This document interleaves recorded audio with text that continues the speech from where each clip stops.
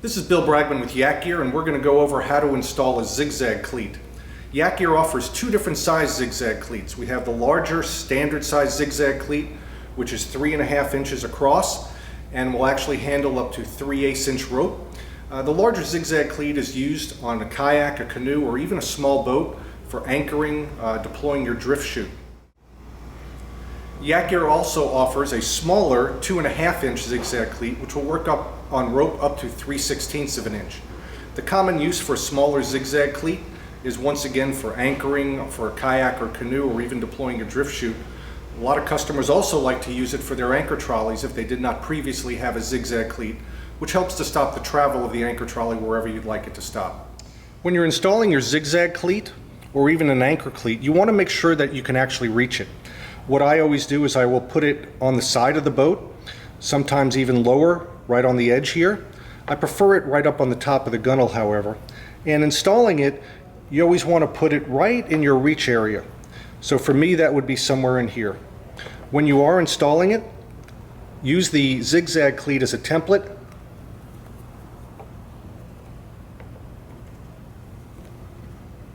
Mark your holes, and if you have inside access, you can use a 1/8 inch drill bit, use the screws, and then put lock nuts behind it. In this particular case, I do not have inside access, so I'm going to use the rivets, the tri-grip rivets that come with the kit.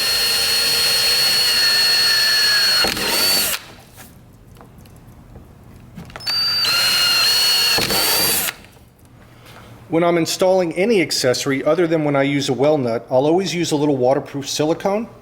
So I'll put a little bit on the two screw holes, or rivet holes in this particular case. I'll always add a little bit on the back. I'll set right where I've drilled. I'll take my rivets, put them through my zigzag cleat into the holes that I've drilled. And then I'll use my rivet tool. We always have a lot of customers asking us what type of rivet tool is needed. This particular rivet tool is the $10 version that can be found at any Home Depot or Lowe's or Ace Hardware stores. And you put your rivet tool on your rivet all the way down the shaft, compress it anywhere from 3 to 5 times.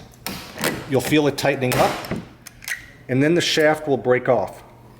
The last little thing that you want to do is go ahead and take a little more silicone and put it right on the head of the rivet where the shaft has broken out.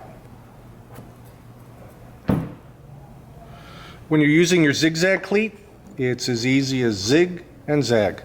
And once you've gotten it in the small teeth that are there, it locks it tight into place. When you're ready to release, just go in reverse and it releases off your zigzag cleat.